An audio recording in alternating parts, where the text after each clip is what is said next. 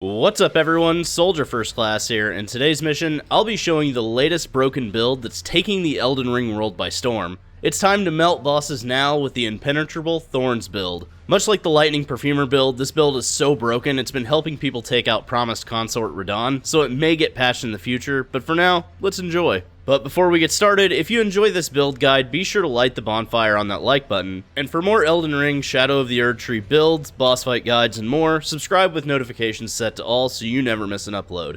Now let's get right into it. Impenetrable Thorns is a new sorcery that was added into the Elden Ring DLC, Shadow of the Erdtree, and it is absolutely nasty with the right setup. Even with minimal buffs, this spell is wreaking havoc on boss health bars, even in New Game Plus. I melted the first two main bosses, two dragons, a gank fight, and the gargoyle outside of the Bestial Sanctum in either one hit or only a few casts. I even melted Moog without having to replenish my FP because the beauty of Impenetrable Thorns is that it only costs 15 FP to cast. That's an insane amount of damage for very little FP consumption. It also requires 24 faith to use, but we'll want a minimum of 33 to also combine it with the Golden Vow and Howl of Shabriri buffs for more damage. You can find Impenetrable Thorns by reaching the storehouse, 7th floor side of Grace in the Shadowkeep.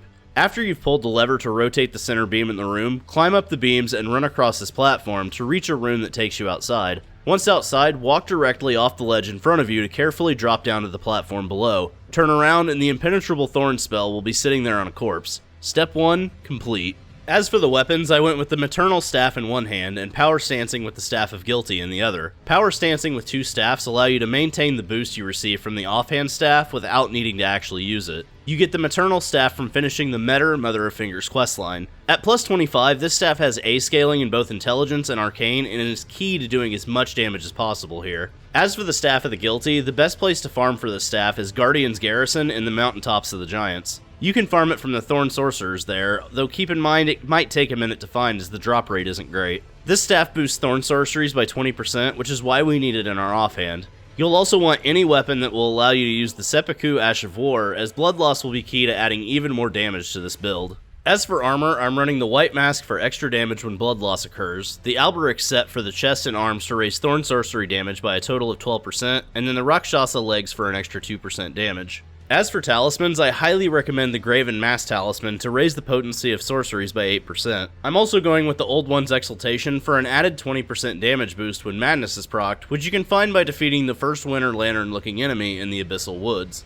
We're also using the Lord of Blood's Exultation for an extra 20% attack power when Bleed is procced, and finally the Magic Scorpion Charm for 20% extra magic damage with some reduced damage negation. As a side note, through testing I discovered that the Ritual Sword Talisman doesn't work here because casting Impenetrable Thorns costs you some health points, and that removes the boost that Ritual Sword Talisman gives you for having full health. As for the Wondrous Physic, you have to at least go with the Magic Shrouding Crack tier for an extra 20% magic damage, and I also went with the Bloodsucking Crack tier. This was added into the DLC, and it raises attack power by 1.2 times, but slowly drains your HP for the duration of the Crack tier. Though admittedly, through testing, it's inconclusive for me if this had much effect on overall damage, but I'm keeping it on for the sake of the video. Another recommendation could be the Opaline Hard tier, because it boosts damage negation, and to be honest, this build is kind of a glass cannon at times, so you may need it. So now let's talk about buffs and consumables that make this build even nastier. Golden Vow is a must-have as it raises attack by 15% and defense by 10%, and then Howl of Shabriri for Madness proc to activate our other buffs, both being the reason we went with higher faith. To make the most of this build, you'll also want to carry Sacred Bloody Flesh, one of the best items added to the DLC. It raises both physical attack power and arcane once, but when blood loss occurs, it boosts damage even more. While Impenetrable Thorns is magic-based damage, using this consumable in combination with Seppuku seemed to directly affect damage totals through testing. Using Seppuku to proc blood loss will also activate 3 buffs unique to arcane and damage boosting, as the White Mask, Lord of Blood's Exultation, and Sacred Bloody Flesh will all activate at once to massively boost your damage output. As for stats, pump as many points into Intelligence and Arcane as you can, with Arcane being more important to focus on. Also make sure to have at least a minimum of 33 Faith if you're going to be using Howl of Shabriri, which I highly recommend that you do. You already need 24 Faith to cast Impenetrable Thorns, so 9 more points in Faith isn't going to break your build any.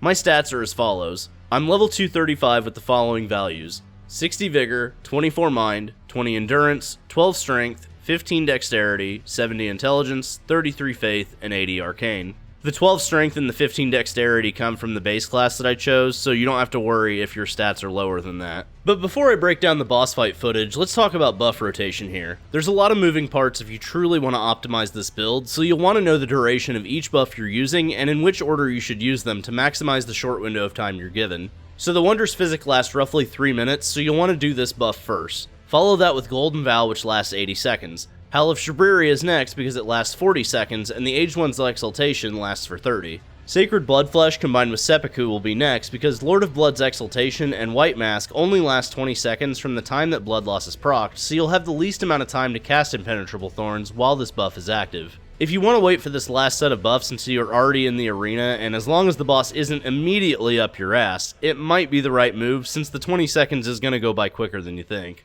Once you've completely buffed up, go through the Fog Gate and quickly unload this spell with all buffs active to do insane amounts of damage. Keep in mind to take full advantage, you'll want to be as close to the boss as possible without actually touching them. The reason is that this spell's hitbox can be kind of wonky when you're on uneven terrain, and you do not want to whiff the entire spell when fighting a boss, or it could be game over. The other reason is that this spell has a different reaction depending on the distance from the enemy you are. When close up, the spell will release massive bundles of thorns and do massive damage, but when far away, the projectile it shoots up becomes much smaller and does way less damage. Let's also compare the footage between boss fights with little to no actual optimization and the same boss fights with almost everything activated. That's how broken this spell actually is, because you can do all this damage with just stats, the right staff, and just a few good talismans. While fighting the New Game Plus version of Mohg, this was only with Golden Vow and my Wondrous Physic active. Just my one staff, my armor set, my talismans, and my Wondrous Physic. That's it.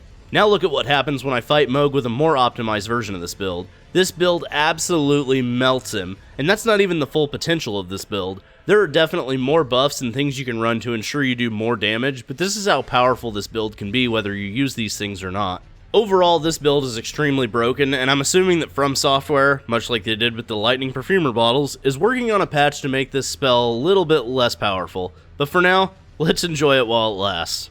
And there you have it. That's all you need to get started with the Impenetrable Thorns build and to start melting bosses. If you enjoyed this awesome build, be sure to light the bonfire on that like button. And for more Elden Ring builds, boss fight guides, and more, subscribe with notifications set to all so you never miss an upload. Thanks again for watching. I'm Soldier First Class, and I'm on to the next mission. Later, guys.